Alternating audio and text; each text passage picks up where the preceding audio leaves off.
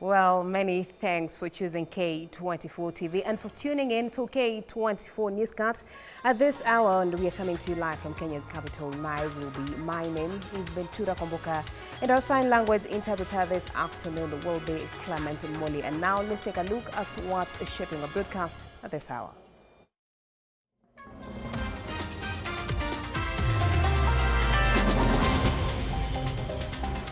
16 out of the 47 MCAs skipped a session during the impeachment motion for Kericho Governor Eric Mutai, thereby denying the Assembly the two-thirds threshold for impeachment. Patients stranded in hospitals as government roll out the Social Health Authority, replacing NHIF. Women leaders say they will go for top seats in the coming elections, as calls for the next DP to be a woman if Gachagua is impeached. Welcome to the program. And Kericho County Assembly has defied a court order barring the MCAs from conducting any business in relations to the impeachment of Governor Eric Mutai. This, according to the MCAs, the governor has committed constitutional wrongs that subvert the structure of government and undermine the integrity of the office and even the constitution itself. Among other violations he was accused of was alleged misappropriation of 9 million shillings set aside to respond to and assist the victims of the Londiani Road tragedy. A total of 37 out of the 47 MCAs voted to remove the governor. However, today 16 out of the 47 MCAs skipped the session during the impeachment motion, thereby denying the Assembly the two-thirds threshold for impeachment.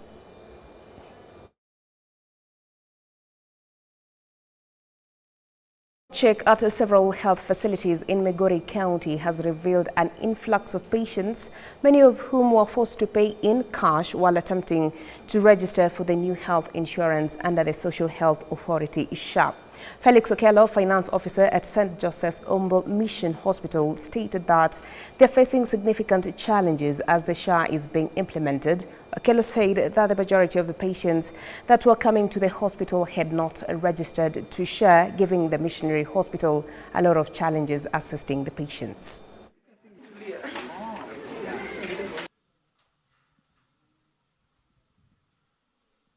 We've met a lot of challenges because we are perplexed that some of the things that the government was saying had not come by the first day of this SHA.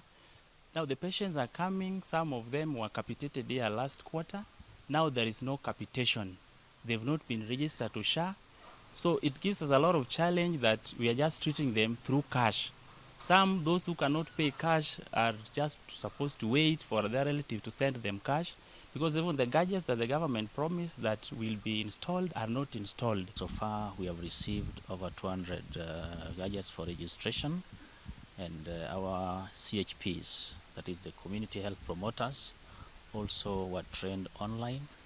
And in our level 4 facilities, there was a physical training for our health. Between today and tomorrow, we shall be doing distribution of the gadgets which will be used for registration in all our health facilities. We have coordinators at sub-county level, and the organization is that will definitely have hubs, mini hubs and spokes, so that the spokes are those level 3s and level 2s that will be linking patients from that low level. And government spokesperson Isaac Mwaura has called on Kenyans to register for the Social Health Authority launched yesterday. Speaking during a development tour of the affordable housing in Murang'a County, Mwaura says the fund seeks to improve access to healthcare in the country. SHA. SHA is just an acronym that puts together three main funds: the primary healthcare fund, that is supposed to fund from level 1 to level 3 the dispensaries and those small hospitals here and there, health centers as we call them, and also that is going to be free, 900 shillings per year per person, and the money is going to be paid per the visits to that health facility. That is to mean we are actually encouraging people to be treated in their locality, so that we can decongest the national referral hospitals, the level 5s and 6s. And then we have the critical care and emergency and chronic illness fund that is supposed to be funded by the exchequer. You don't contribute to that for ailments such as cancer. Then you also have the SHIF, Social Health Insurance Fund, that you contribute. We contribute from 300 shillings to so much money. In fact, I think my pay slip will be about, is it 20,000 or more? So we are paying, even when you have, maybe private insurance, for other people. And away from that, National Assembly Minority Whip Millie Odhiambo now says if Deputy President Rigathi Gachagua will be removed from office through an impeachment motion before Parliament, the replacement needs to be a woman. This even as NARC Kenya Party leader Martha Karua has made it clear that next time she's on the ballot, she will not be anyone's running mate, thus becoming apparent that she will contest for the 2027 election. The leaders were speaking during a dinner launch of the Rig or Be Rigged book authored by Millie Odhiambo, which Raila Odinga has penned down the forward. Various leaders graced the event, including COG Chair Anne Waiguru, Homa Bay Governor Gladys Wanga, Cabinet and Principal Secretaries, Members of Parliament, among others. And I don't want to get into whether I support or not. That is irrelevant for our purposes now. But when you hear people talking about replacement, they're only mentioning male names. Kwani, hapa kwa hii mesa naangalia hapa, tayari naona wengi, who can be also deputy presidents. Yeah? So if it comes to replacing, other women, let us also put our foot forward. Babu Owino, we nakusikia ukisema kingpin. Hata mimi ni queenpin. Sio wewe tu kingpin. Hata mimi ni queenpin. Those positions of leadership in parliament have eluded women. They are still dominated by men. You check the committees, you see almost every other chair is a man. A woman is a deputy. I know I ran as deputy or running mate to Raila Odinga last elections, but I want to declare that my second name is not deputy. When I run next, do not expect me to be deputy. And for women, let us not accept your middle name to become deputy. And now let's cross over to Kisumu, where religious leaders are addressing the media in regards to the Religious Organization Regulation Bill tabled by Senator Danson Mungatana. Let's listen in. That we are here with our General Secretary of EAK from Nairobi, who is going to be helping us to read this and in briefs so that we can say exactly why we are here today. But we are saying that we as Kisumu clergy, the Mungatana Bill for the Religious Organization Bill 2024 aimed at regulating and registering religious organizations and umbrella bodies. This move surprised us as religious leaders, especially following the recent completion of the Presidential Task Force on the legal framework for religious organization, which involves the religious community. However, the Mungatana Bill did not consult with us as stakeholders. I'm going to invite our General Secretary to proceed with our statement. Thank you. Thank you so much. We have consulted here extensively, and we have noted that the bill contravenes fundamental human rights as stipulated in Article 10 of the Constitution, which invites for public participation. Secondly, the Mungatana bill fails to appreciate the importance of critical qualifications of the proposed registrar. The leaders have observed that any master's holder can manage to regulate churches and as the registrar. This contravenes even the principle of experiences. And so we are saying that is not right. Number three, we notice that the bill fails to address capability of the public officers who caused the Shakahola massacre to happen. The officers were not penalized. Number 4, we notice that the bill unjustly limits religious freedom. We are opposed to a bill that hinders religious leaders from ministering to the children as they have been doing all along, because children also have a right to religious freedom. Number 5, the bill places unreasonable demands on the registrar, who is required to go everywhere every year to visit every registered religious organization. Number 6, we say that by imposing both national and the county regulations, the bill proposes what we call unconstitutional jeopardy, double jeopardy, where we are being regulated by the county but also at the national level. Number 7, the bill of Mungatana, despite growing issues of online violation, that is not being addressed at all by that bill. We also observe that the bill overlooks provision of other laws that already exist in the Children Act and Penal Code that are already existing. Number 8, we notice that the bill by Mungatana proposes penalties on violation that are very exorbitant. This is really going to undermine even the religious organization from operating. Number 10, we notice that the bill does not recognize the current economic realities that religious leaders face. So now, what is the way forward? What the leaders here in Kisumu, I've heard them saying, is that they would want religious organizations bill proposed in Senate by Mungatana to be withdrawn in total. We are not asking for amendment. We are asking for withdrawal. Number 2, we are saying that religious leaders here in Kisumu, I have heard them saying, they support self-regulation and internal dispute mechanisms as provided for in our scriptures. That before the leaders are regulated by government, we would prefer that leaders are regulated from internally. Like Evangelical Alliance of Kenya is an umbrella organization. We have managed all along for over 49 years now. EAK is going to celebrate 50 years next year. So there are many umbrella organizations that are there, and we can manage our own internal affairs without necessarily having an outsider regulator. Number 3, we notice that the leaders here are saying that the report of the Presidential Task Force on legal and legislative framework governing the religious organization that was tabled by the President, that was presented to the President in July, that report needs to be operationalized. Let there be an implementation committee that is going to look into it, including the bill and even proposed policy that were proposed there, so that then the religious organizations are governed by their own self-regulation mechanism, having their own Religious Organization Act, which favors and is applicable to all religious organizations. Number 2, these leaders have also looked at the state of the country and the situation that is going on, or the political development in the country. As the Evangelical Alliance of Kenya, we observe the current state of the nation and the ongoing political dynamics regarding the proposed impeachment of the Deputy President in the National Assembly.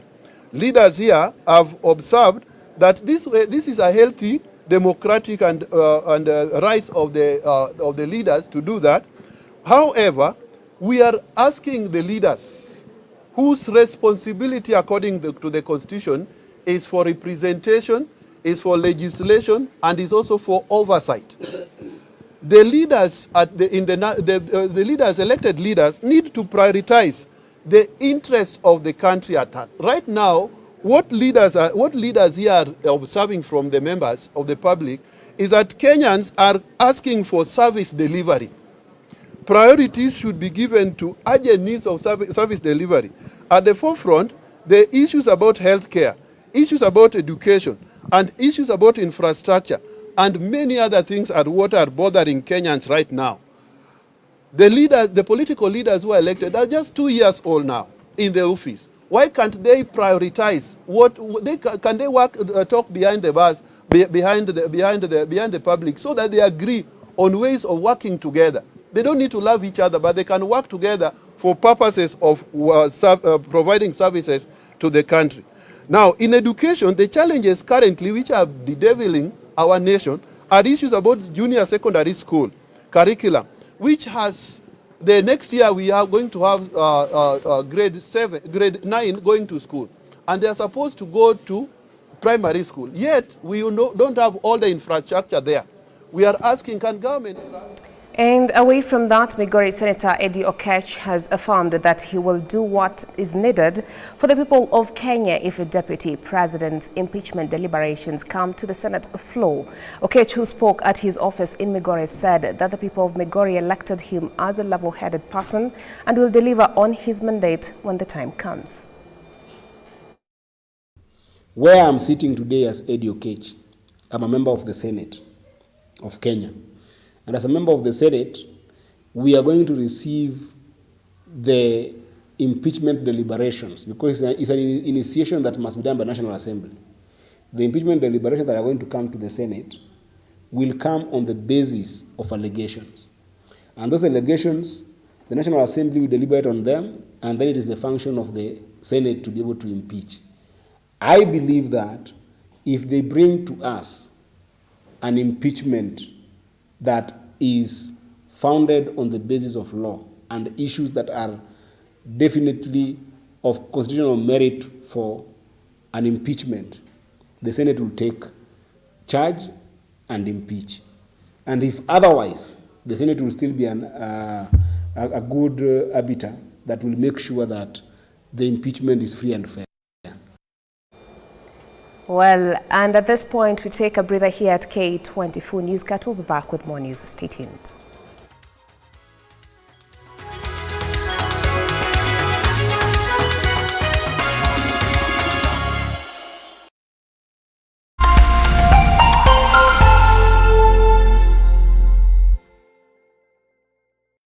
Have you watched K24? We would love to hear from you. Send us your feedback on what you like and what you don't like and why. You can use any platform to reach us. We can be reached on Facebook, SMS, Twitter, and WhatsApp.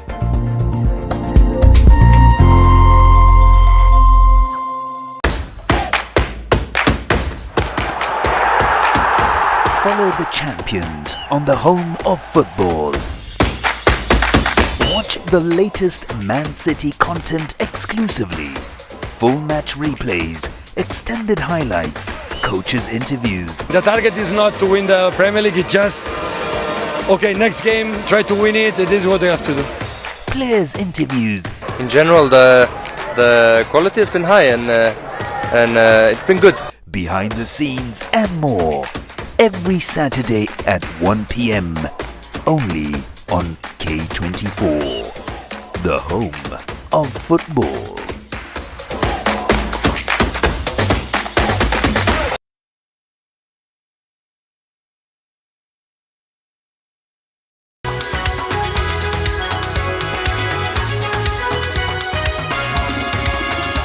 Welcome back. And the civil society organizations are piling pressure on industrialized nations which have reaped the benefits of the Industrial Revolution to provide financial support to African countries, saying funding is crucial to help these nations mitigate the impact of climate change.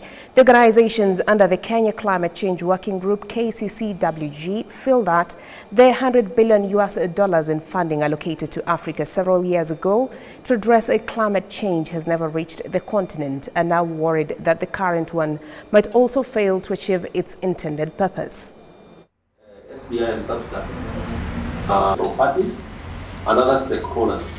And so And we need to bring on board the ministries that are key. You cannot finance climate actions on loan because this is adding burden to people who have less to do with the issues of climate change. So I'll be listening to see how we are getting grants rather than loans for climate action. So when we go to Azerbaijan, one of the things which the chairman also mentioned is the loss and damage funds. Because as we know, Africa is only emitting 4% of the global gases, the carbon dioxide. And yet we are expected to be able to increase our trees. We are expected to be able to limit usage of carbon and other things. In fact, I did a film called Doomsday Beckons Change, in which it was very clear that the biggest problem we face today is the use of fossil fuels and because of deforestation. The world has suffered a lot in terms of carbon dioxide in the ozone layer. And this has made us have a lot of flooding. The famine, which you all remember in 2019, has been attributed to issues of climate change.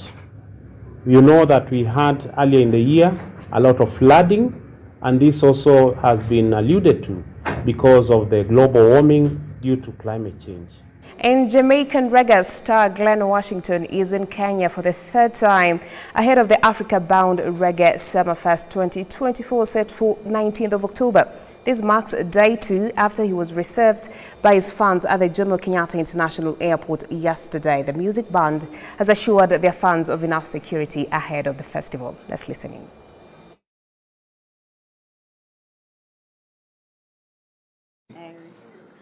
There's some of the new ones. I don't know if you've heard the new album called Feeling Irie. There's a whole bunch of songs on the album that resonate with what's going on. Perfect Peace. Perfect Peace. Off of the album Mr. Washington. We say, wars will be over when justice comes over and shine. Come shine. Children are growing, creating a brand new design. It's time. We pray for peace and love, and we hope it will last forever. As sure as stars above, our joys will come bubbling over. None can defeat or escape the judgment this time. It's time. Children are growing. Oh my God. I get emotional sometimes when I sing this. But you get the basic idea of what I'm trying to talk about. There's so many different songs. I got so many songs that's talking about what's happening, what's to come, and what's been. Let's check it out. Over 40 albums. Saying a lot of people, it's like they are coming to read from Africa. And Kenyan Conservancy is using reformed poachers to protect wildlife. Conservationist authorities say the program has helped to significantly reduce cases of poaching, especially in northern Kenya, where the communities are notorious for illegal hunting.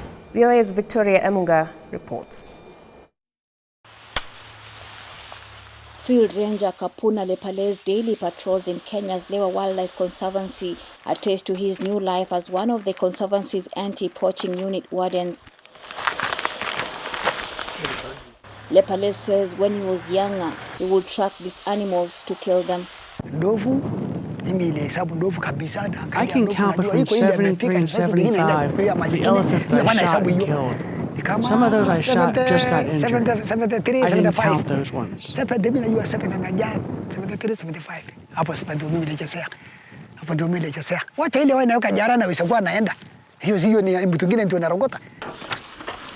Lepale says he killed the elephants to sell their ivory tusks.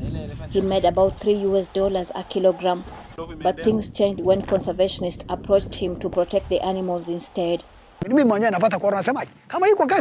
said if there's a job, then I will accept it, because I have the energy and brain, but there was nowhere to work. So they came and talked to me, and we all agreed.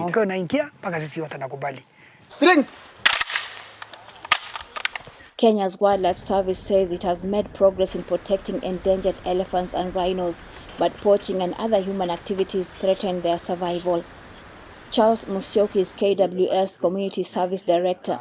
He says the service is watching how well turning poachers into rangers is working at private reserves like Lewa. We are treating it as an experiment for now, If it's going to be successful, then we may want to really embrace it and see whether it's something that we would want to work with. If it goes the other direction, then we will abandon it. Reformed poachers like Lepale are leading campaigns against poaching through group forums in the communities. Authorities at Lewa say the Conservancy has not had cases of poaching endangered rhinos in the last 5 years, and rhino numbers grew to 268 this year from 256 last year.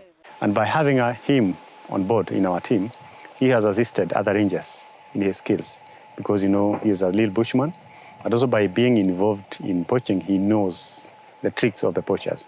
So whenever we are protecting, we try and use his tricks or his skills to make sure that we protect our wildlife.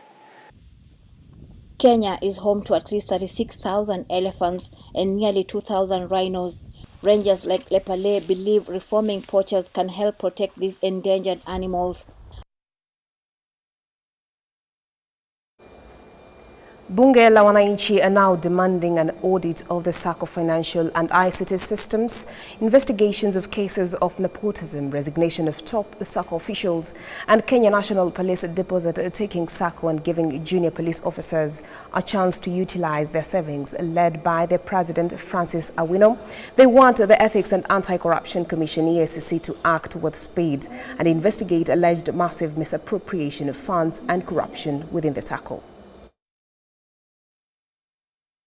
As an immediate assessment of internal control and any possible falsified accounts, with the EACC leading the investigations to ensure accountability. This time around, we don't want the internal department to lead the investigations. We want the EACC, because it is independent, to conduct those investigations to ensure that there is accountability. Bunge la Mwananchi strongly believes that good governance is fundamental to the prosperity and trust of public institutions. As we continue to advocate for the protection of citizen rights and the upholding of governance principles in all sectors, we call on all Kenyans to remain vigilant and demand accountability from leaders entrusted with management of public and private institutions. And we equally want to put on notice the CS for cooperative development and SMEs. We also want to put on notice SASRA, which is the regulatory body.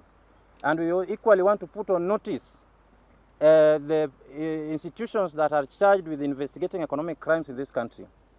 Because under their watch, one of the most robust and financially resilient institutions within the SACCO ecosystem, which is the Kenya Police Deposit Taking SACCO, is crumbling, is paralyzed by two corrupt officials, Mr. Lilei and Mr. Atisia.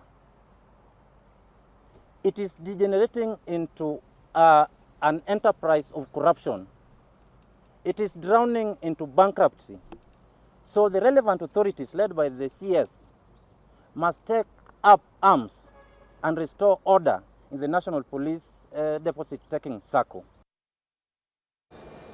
Well, and with that, we've come to the close of K24 Newscast. Many thanks for keeping me company. It's always an absolute pleasure having you on board. My name is Bentura Komboka, and our sign language interpreter has been Clement Muli. Up next, we have the latest sporting action in Jungla Sporty with Gladys Midecha. Do have yourself a good afternoon. Bye-bye.